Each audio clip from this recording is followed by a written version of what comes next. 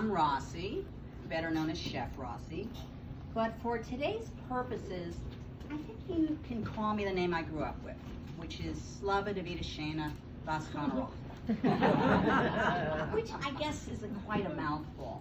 I never really heard it like that. I only ever heard it screamed up the stairs. It sounded more like, Slava Davida Shana Vasconarov! Like that. In any case, today I'm going to be performing some excerpts from the main section of a full-length piece I've been adapting from my second memoir, Queen of the Jews, which I really hope you get to buy in a bookstore one day very soon. I've got an agent shopping it around now, so I'm doing a little Star of David right now.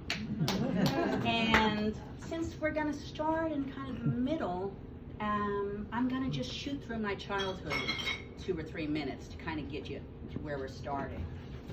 So my mother, Harriet, wanted to raise her 3 kids who were born in the 60s and grew up in the 70s with values she'd eternalized in the 1930s. Old world Jewish values on acid. And from the moment we can speak, she had this prayer she drummed into us like an army sergeant. There just was no going to sleep without reciting this prayer. I pledge allegiance to God, to the Torah, and to the Jewish people. I promise to live a good Jewish life and marry a nice Jewish boy. Except for my brother, who said nice Jewish girl. And in fact, he did marry a Jewish girl, but she wasn't very nice. So, at night, sometimes I would get into bed and I would try to imagine what my future Jewish husband was going to look like. And night after night, I would try to conjure him up. And no matter how hard I tried, I just couldn't dig up future hubby. So one night I smushed my face in my pillow and I was searching for my husband. And the image of Wonder Woman from one of my tattered comic books came to me. Now I had the sense that there might be something wrong with this. But no matter how hard I tried, I couldn't replace Wonder Woman as my future Jewish husband. So, growing up in an Orthodox Jewish family, okay, lowly Orthodox. We ate the fish sandwich at McDonald's. But while you're secretly married to Wonder Woman, I kind of started to develop edge. And by the time I got to high school, I was a fully blown rebel bad girl from hell. And so I embraced punk rock. I was having a good time. I made a fantastic friend who was a 6-foot-tall Amazon named Magdalena, who was partial to wearing red vinyl and pink leather. And one day, while my mom was out gallivanting, there were triple coupons at the Pathmark. Magdalena was sitting on our picnic table in full red vinyl catsuit, smoking a Morris cigarette out of a long pink cigarette holder. And my mother came home early. Ooh, she was not happy to see this vision. I leave you alone for 5 seconds and you have the Gestapo in the backyard. You are never allowed to associate with that woman ever again. Of course. I had to get out. So I ran away from home. And of course, immediately, I had an ass-kicking party in Long Branch. But the police busted my party, and they called my parents. Now, my mother, in one of her Jewish newspapers, read about a Hasidic rabbi in Crown Heights, Brooklyn, who specialized in taking in wayward Jewish girls and some boys and turning them around. And so she figured, if they shipped me off to the Hasids, maybe they would do something about me, like they just couldn't handle their demon wild child. So all I knew was like one day, I'm doing bong hits on the Jersey Shore. The next day I'm sitting on a couch next to this pregnant chick, while all these Hasids are scrutinizing me like I was a wild animal. And maybe to them I was. So the rabbi, who had this long red beard, who I immediately dubbed Redbeard, he figured he better lay down the rules immediately. And so he came up and he said, the rules are simple. You will obey the laws of kashrut while in this home. I know I sound like Bernie Sanders right now. I didn't realize that when I was rehearsing earlier. You will obey the laws of Shabbos while in this home. You will go to Baal Tshuva classes at Mechon Chana. And other than that, you are free to roam the Lubavitch neighborhood, but not to leave it without my permission. So I had just a little bit of defiance left in me, even though I was totally freaked out. And I said, if I do, if you do, your parents have authorized me to call the police. You will be sent to reform school. Now, I'd seen this movie starring Linda Blair, where she got shipped off to reform school, and some really terrible things happened to her. I mean, including being raped by a broomstick.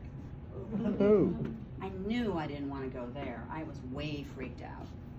So I caved. I mean, what could I do? I was 16 years old, nearly broke, underskilled anyway, so I allowed the rabbi and his family to believe that they might bring me around to their way of life. In exchange, I got a couch to sleep on, and 2 hot meals a day filled with lots of sermons from the rabbi, and no privacy whatsoever. I had to hide under a blanket as this stream of children and students and colleagues, I don't know, it seemed like 100 people paraded past me. So the pregnant chick slept on the other couch. Her name was Lifsa. And I'm like, yo, Lifsa. Except this was 1981, we didn't say yo. What is about Tshuva? I mean, he wants to send me to Baal Tshuva classes. What's about Tshuva? Well, we are, dear. Baal Tshuvas are those who come in from the cold, from a life of sin and abandon, into the warm embrace of Hashem and Hasidic way of life. And I'm like, okay, well, but you came voluntarily. I was kidnapped by my parents, so they need a new word for me. Like, Baal, I'm out of here. Oh, it gets better, dear. A few days later, Lifsa took me to Mechon Chana. That was the women's school. And so from the outside, it looked like a normal enough brick building. But inside, I felt like I'd stepped back in time to like Little House on the Prairie or Little House on the Shtetl. It was a hodgepodge of women, mostly under 30, except for one chick with silver in her hair. And they were all wearing maxi skirts and maxi dresses that looked like they were from the 1800s. I walked in my blondie t-shirt and my ripped jeans and my fry boots. The teacher, Maura Silverstein, looked like she wanted to vomit on me. Class, this is Slava. I prefer Rossi. She was wearing a huge black wig that was just a little crooked. And I was dying to. Who can tell Slava why I'm wearing a shadel? The wig. The one chick in the class who had a form-fitting dress shot her hand up, and Maura picked on her. The hair is very sexy. It may keep the man from prayer. Okay, I know I have a lousy French accent.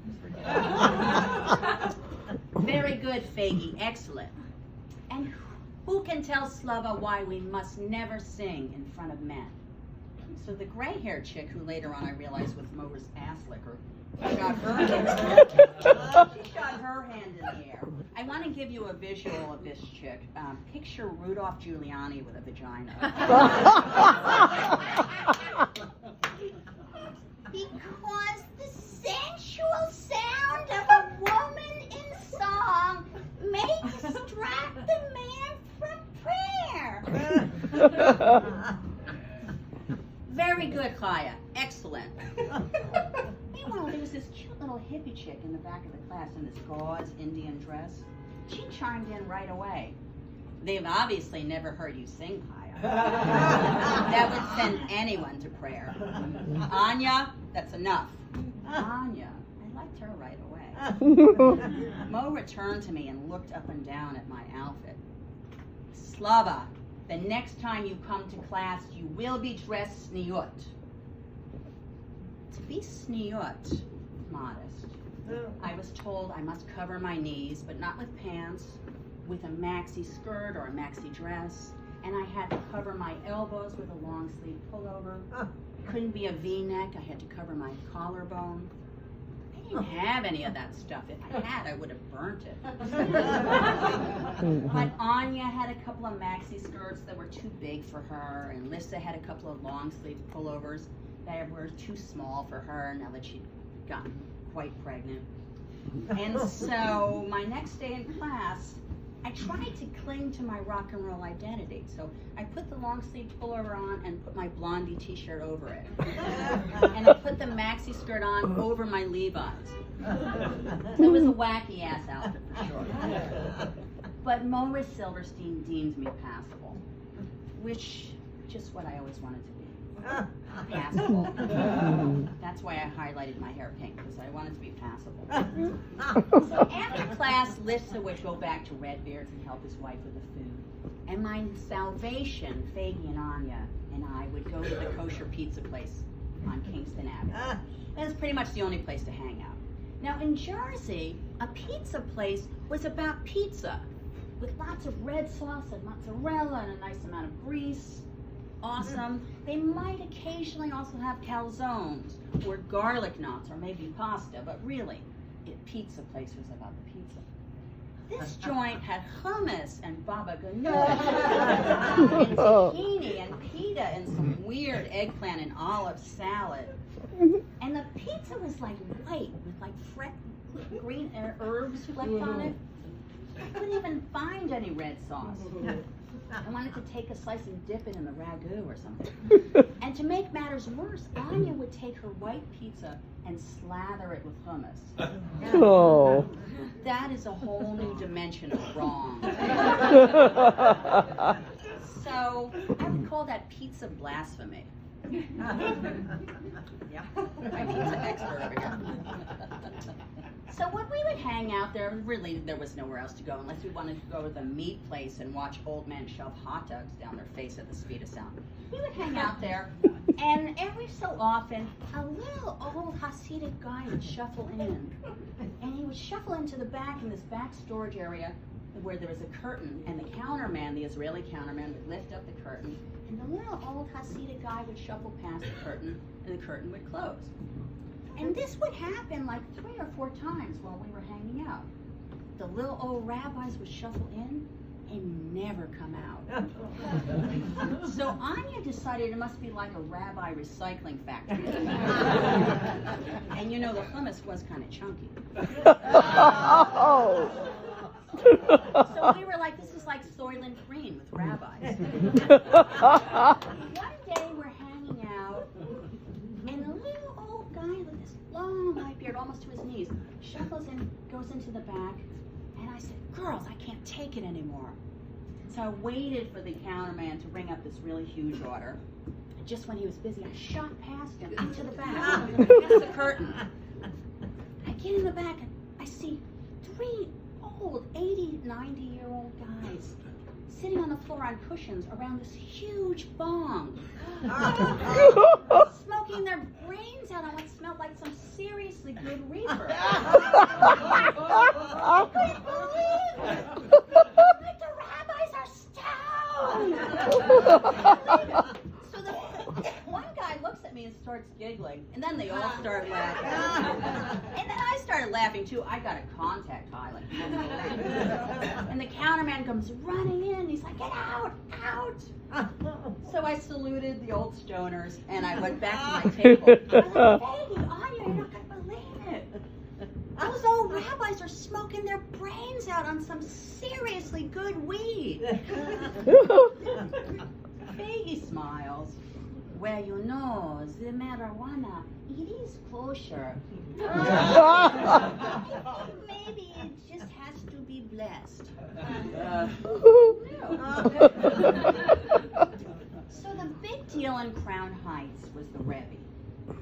Lissa wouldn't stop talking about him. There was a picture of him up. And I'm like, well, this shit is getting confusing. You know, like Rebbe, Rabbi, Rabinowitz, you know, like what's going on? And they're like, no, the Rebbe is the head of all the rabbis. He's the head of all the Lubavitchers of the international Lubavitch movement, followers all over the world. The 7th Rebbe, the great-grandson of the 3rd Rebbe, the son-in-law of the 6th Rebbe. There's a lot of Rebbe. He's been the Rebbe since 1951. Rebbe Menachem Mendel Schneerson. And to the Lubavitchers, I mean, he was as close to God as you could get. The girls in Mechon Chana felt he was either the reincarnation of Moses or the Messiah, what they called Mashiach. And a lot of people were convinced that when the Rebbe would pass away, he'd become the Messiah. As a matter of fact, to this day, he passed away in '94. The Lubavitchers are waiting for him to do that. So Lissa took me to 770 to see the famous Rebbe. Now, 770 was the Rebbe synagogue, the headquarters for Lubavitch International. It was this giant brown age building, and people from all over the world would go there. Barbara Streisand, Ed Koch, Prime Minister of Israel, you know, everyone would go there. So she took me to 770. It was a big deal. And so as a concession, I didn't wear my Blondie t-shirt over my long sleeve pullover. I wore my Rolling Stones t-shirt.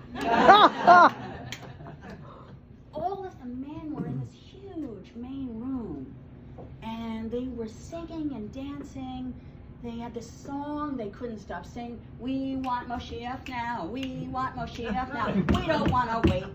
And doesn't everybody have to die for the Messiah to come? Not such a good thing. But they were having a good time. I figured, you know, we can't sing in front of men, but we could, you know. Moshiach's song was a little catchy. But no, the women were herded up into the tower. And it was like hundreds of women in this plexiglass observation tower that looked down at the men singing and dancing below.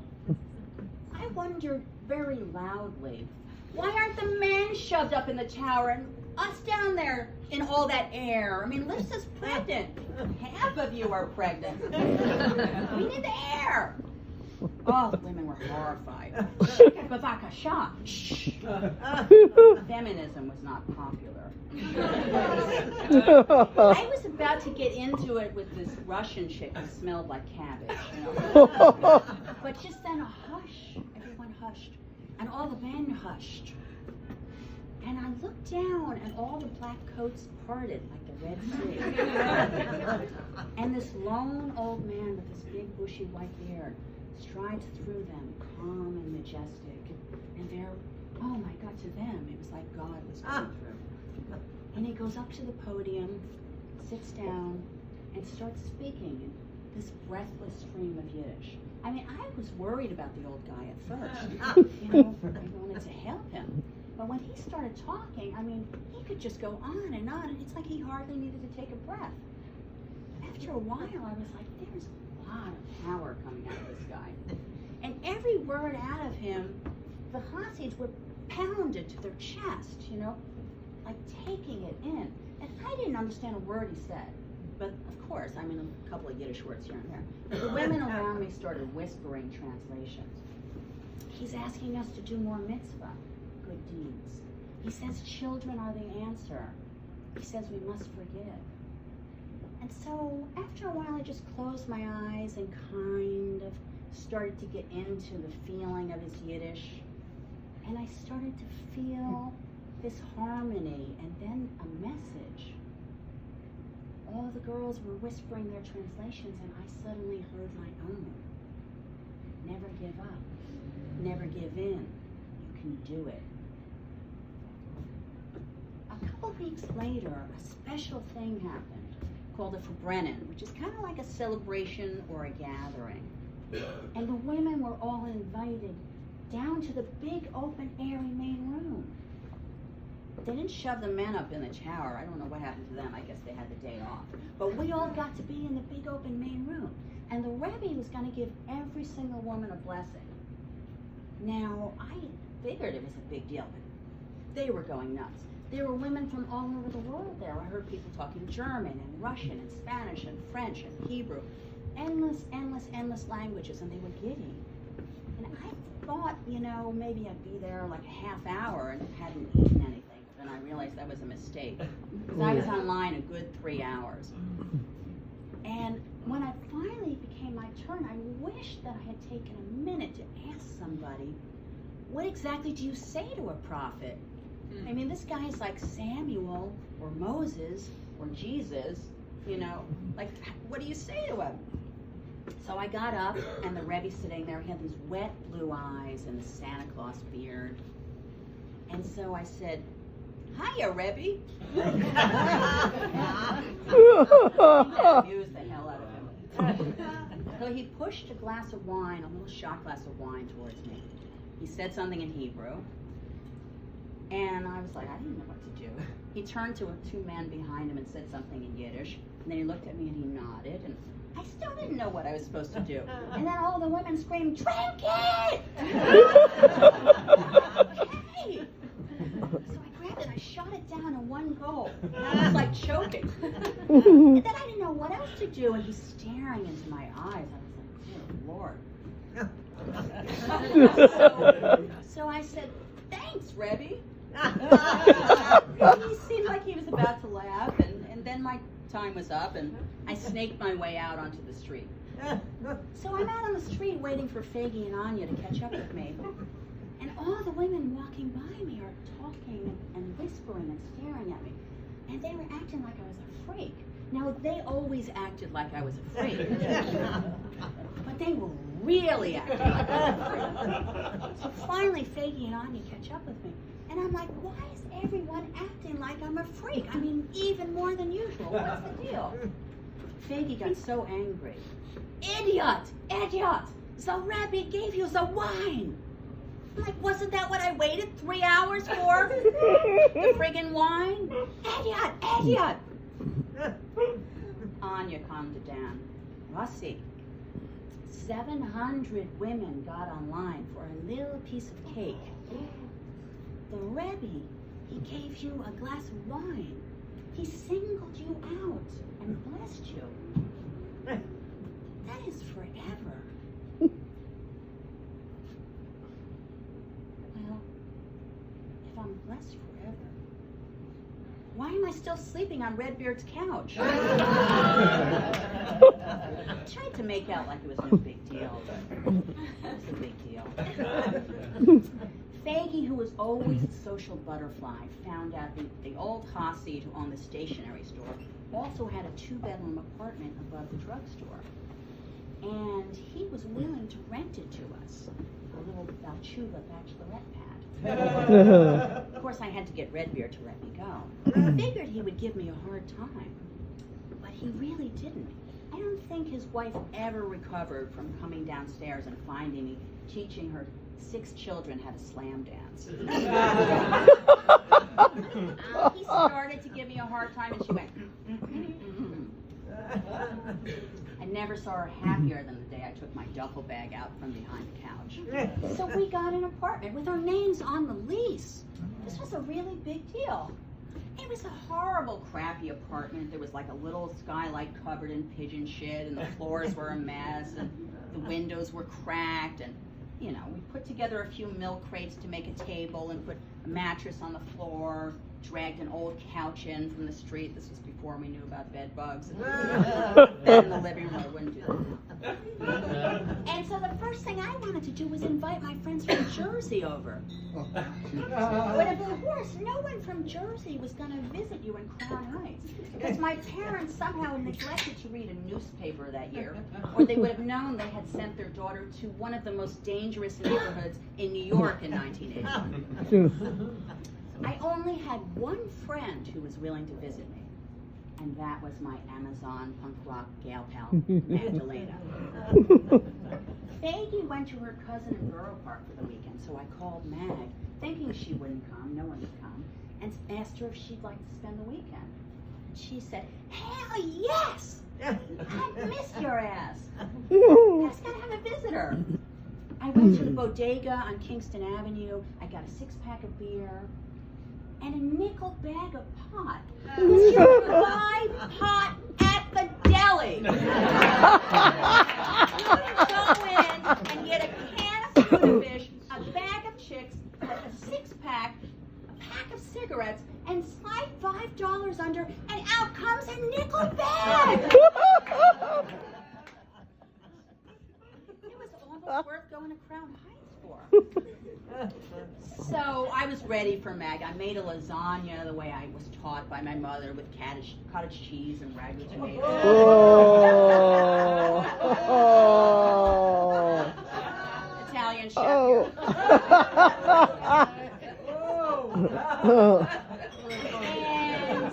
And I was ready. So I knew she was coming. But knowing she was coming and seeing it were two different things. Actually, I heard her a block before I saw her. Rosalinda, I'm here! Start the party! And I looked out the window to see a wild sight, which was Magdalena, who was wearing these thigh-high go-go boots with heels. And with the boots, she was about 7 feet tall. And she was wearing a pink leather miniskirt and a rabbit fur coat. She's charging down Kingston Avenue. The Hossies were jumping into the street. They were horrified. I open my door and Mag comes in and we start dancing right away. She grabs my hands. I had the B-52s playing and we danced all over the apartment. Everybody goes to party. Dances mess around. Oh, they do all 16 dances. We were having such a great time. And we lit up that joint and immediately annihilated half the lasagna, which was good, even though it was cottage cheese and ragu after a joint. And we drank the beer and we were having a great time, and then we finally, exhausted, crashed on the couch. And Mag got this kind of sweet, adoring look in her eyes. She leaned over and she kissed me on the mouth. Now, I'd never been attracted to my tall, screeching Amazonian friend. I had fooled around with a couple of girls, but, you know. But the last time I saw Mag, we were dancing in the balcony of the Monmouth Arts Center to this punk band called Shrapnel. When I looked into her eyes, they were good. When I looked into her eyes, she reminded me of whatever it was I used to be. So I kissed her back. And so she took my hand and we went into the bedroom. Now, I don't have time to go into the details. But I would just say, how can someone so loud be so soft and tender? I mean, that's all I'm saying. In the morning, Matt put on this pink frilly nightie. She looked like a giant baby doll. Now, I'd blown all the breakfast money on the pot and the beer. So for breakfast, we tore apart an Italian bread. We each took half, and we dunked it in our mugs of Bustelo. We crashed on the couch, and we're dunking and eating, and a big chunk fell in Mac's cleavage, and we're laughed. And just then I hear a loud knocking on the door outside on Kingston. What the hell could that be? I go to the window and look down. Shit, Mag, it's my parents! Fast! I'll be right down. I tried to go down the stairs as slowly as I could to buy Mag more time to get dressed. And finally I opened the door. Hi, Mom. My mother just pushed past me and charged up the stairs. Now, Mom was 300 pounds and 5 feet tall. She looked like a giant Jewish meatball in a moo-moo. She really took those stairs. She went right up the stairs. And she's carrying an Entenmann's cake with her. When she gets to the top of the stairs, she sees Mag and freezes. Now, bear in mind, every rotten thing I ever did, she blamed on Mag. So I didn't think she ever expected to see her in Crown Heights. Mag was trying trying to make conversation. Well, hello, Mrs. Ross. How are you? How have you been?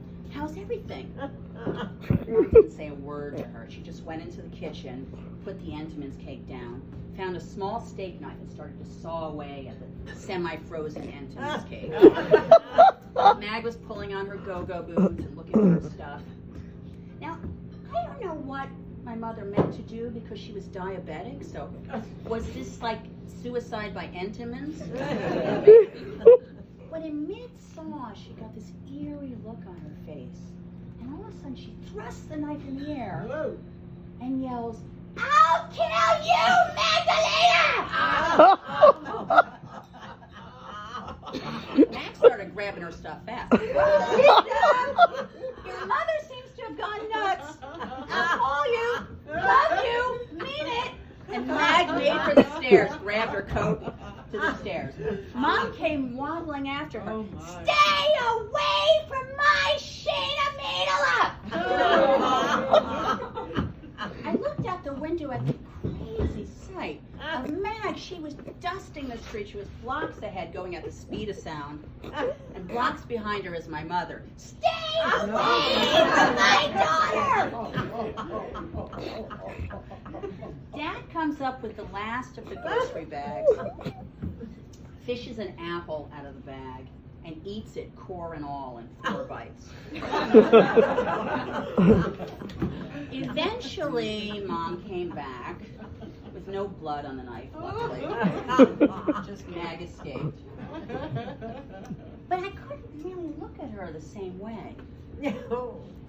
I mean, I had long suspected that Mom was more than a little eccentric. But now as a parent, she was fully blown cuckoo.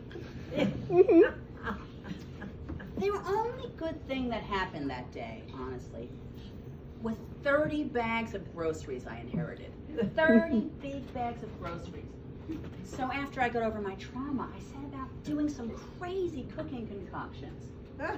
Oh my God, I was in heaven. And I'd invite Anya over to be my guinea pig. So one day I had Anya come over just a few days after the Mag, we refer to that as the incident. Anya came over and I put some chicken breasts in a baking dish and I squeezed out some Chinese restaurant mustard packets on them. And then I dumped a can of fruit cocktail on the chicken. And then I put the whole shebang in the oven. Anya says, "And what do you call this crazy shit?" I call this chicken a la fruite. Rossi, I think maybe you're a little chicken a la fruite.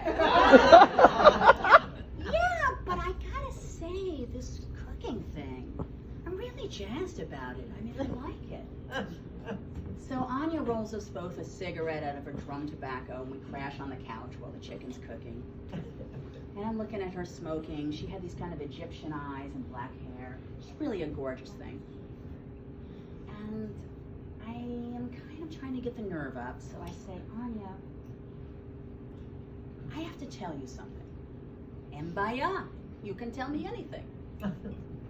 "Well, bisexual." "Is that all?" "So am I." "You are?" "Rossi, all Israeli women are bisexual." "Come on, Anya, really all? We go into the army as children and we come out sabra." "Sabra? Like the cactus, soft on the outside, thorny on the outside. Thorny on the outside, soft on the inside." "But all Israeli women?" "All the ones that I know, anyway." "Rossi, there's nothing wrong with you. If there was something wrong with you, the Rebbe never would have blessed you. He looked into your eyes. He looked into your soul. He knew who you are. He knew what you are. And he blessed you anyway. He accepted you just as you are. Well, if there's nothing wrong with me, then maybe I should just be me." "And your point?" "Well, my point is I'm not going to keep wearing this bullshit maxi skirt. Every time I put it on, I'm lying. So thou shalt not lie, right?" "You know, the Shabbos dinner invitations are going to dry up." "Who cares? I'm cooking. working now. I don't need them. I got food. Some of the girls may not want to hang with you, but Faggy and I will stand by you. That's all I need. I'm good. So I put away my maxi skirts and my long sleeve pullovers, and I pulled out my safari pants and my Levi's and my leopard spandex. Oh. And I started going out like that. And yeah, all the Shabbos dinner invitations did dry up, and most of Mechon Chana snubbed me. But I would hang out with Faggy and Anya in my kosher pizza place, and you know, the Mechon Chana girls came in and nodded at them and ignored me. Really pissed Anya off. Cowards! One day I'm there hanging out with my buddies, and this cute little teeny bopper comes in. She's adorable. She had a little teddy bear hanging from her backpack. Look at that little thing, and she had her little friends. And she came over to me, and she said, "Excuse me, would you sit with my friends and I for just a few minutes?" Why? Well, you see, we've been watching you for a while, and you're our hero. Oh. I hugged her. I looked at the Mechon Chana girls. Hey, Anya, I'm going to go sit with those cute little girls for a few minutes. Do you mind? Rossi, you know, you are 17 years old. Those girls are the same age as you. You're the same age. Those cute little teeny boppers, you are the same age. I looked at the girls. They look like children. I felt like I was old enough to be their mother or their grandmother. Like a million years had gone by since I'd been kidnapped and sent to the hospital. Anya laughed. Kind of a hard pill to swallow, eh? Yeah. After that, I did start to get a little lonely. Faggy started spending more time with her cousin in Borough Park, and Anya was going to Mechon Chana. I figured now that I'm back in my Levi's and spandex and everything, there wasn't any point in going to Mechon Chana because I knew Maura Silverstein was going to vomit all over me. So the days got lonely. So I was at the bodega picking up a nickel bag, and this adorable young black man with a Grace Jones haircut walks in, and I was wearing my spandex leopard pants. And he takes one look at me and he goes, "Girl, those pants are fierce." They look a lot better on me. I said, "Could it be I found a gay boy on Kingston Avenue?" It was like a gift from the gods. Rodney and I became best friends in seconds. And from that point on, I'd always have him over when I was making my weirdo culinary concoctions. His favorite was stir-fried Hebrew National hot dogs with macaroni. You cook some weird shit, Miss Thing, but I gotta admit it's mighty tasty. So one morning, Rodney comes over at 9 o'clock in the morning. My idea of early morning is 12:45. He starts banging on the door. I open the window. "Rodney, come back in 3 hours." Miss Thing, this shit is urgent. Open that door. I figured he was in trouble. So I open the door and Rodney comes charging in. He's wearing these cute little disco shorts and a fuchsia tank top. More flamboyant even than usual. So he comes upstairs and he just starts digging through my clothes. I'm like, "What's the matter? You got thrown out? You need to change your clothes? What's going on?" "Girl, we are going to the parade, and you need to get your ass in gear. I'm going to find you something to wear." "Rodney, I don't like parades, and I need to go back to sleep." Miss Thing. This is the New York Gay Pride Parade. This is the most important day of the year, and you are coming with me. So he pulled out my Levi cutoff shorts that were pretty short and cut them 3 inches shorter. And he found like the tightest tank top I had, and he found my cowboy hat. The next thing you know, he's dragging me down Kingston Avenue. I'm wearing my shorty shorts with my ass hanging out, my tank top, my cowboy hat, and my fry boots. He's got his little disco outfit. The Hasids, horrified. We get on the subway, headed towards the parade, for the long schlep from Crown Heights to Manhattan. And back then, the subway moved very slow, just like a metal-to-metal screeching sound. You always wonder, will it make it? After a while, I lean over to Rodney. Rodney, do you think it's okay if I go to the parade? Well, why in the hell wouldn't it be? Well, I'm not gay. Uh-huh.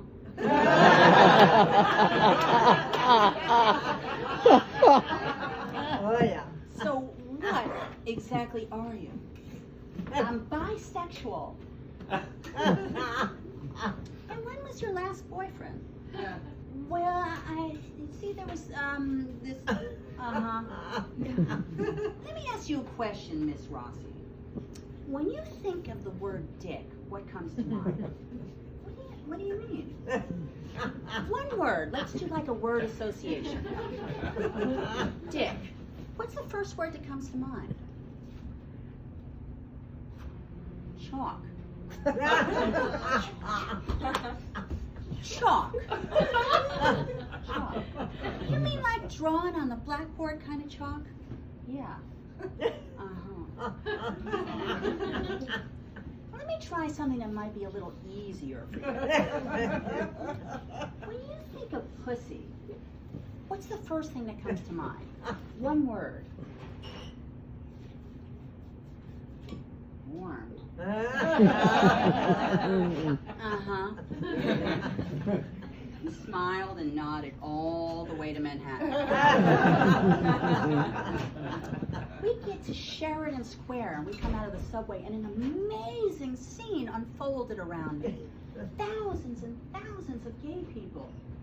Muscle boys and drag queens and lesbians and floats and a grandmother with a sign, "I love my gay grandson," and an adorable little boy with her. And everyone was so happy, and there was confetti and streamers, and men were kissing men and women were kissing women. Oh my God, it was electric. In New Jersey, if two men walked down the street holding hands, they'd get the shit kicked out of them. In Crown Heights, they'd be murdered. But here, everyone was out and loud and brave and happy. And I start dancing and cheering along with them.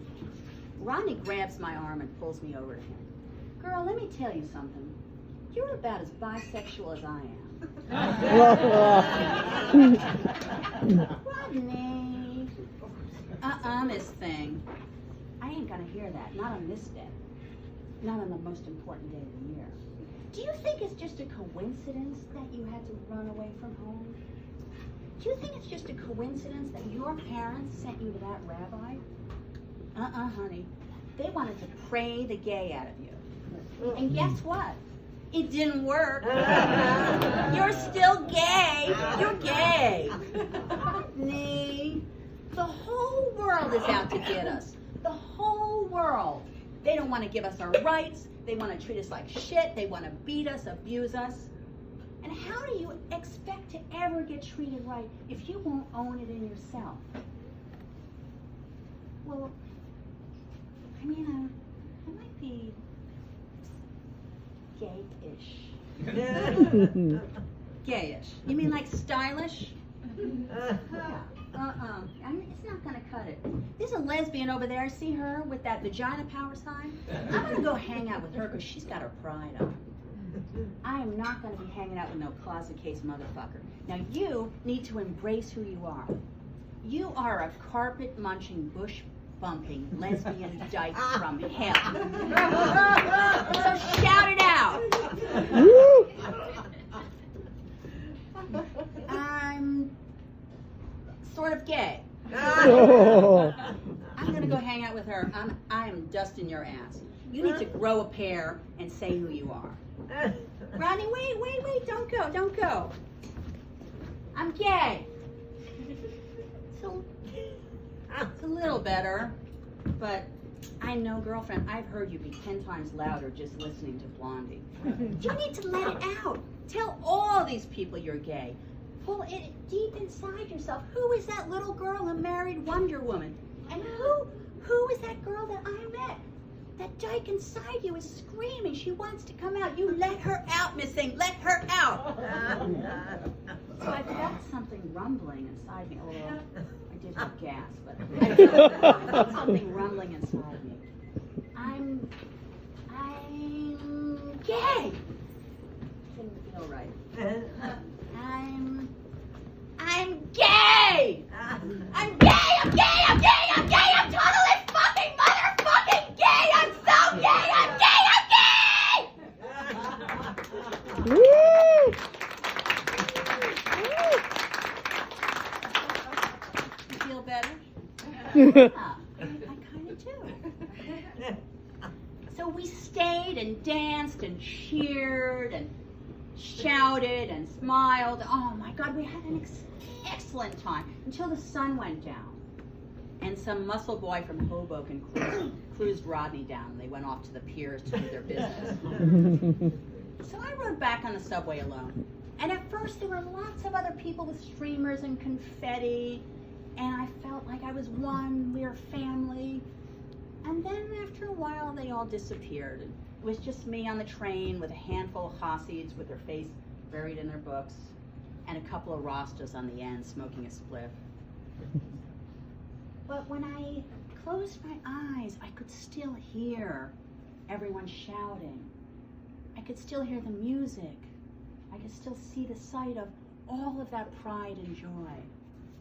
And I thought of what Anya said to me. The Rebbe blessed you. He knew who you were. He looked into your eyes. He knew who you were and what you were. And he blessed you anyway. So yeah, I'm gay. I'm as gay as the day is long. And maybe that's just okay.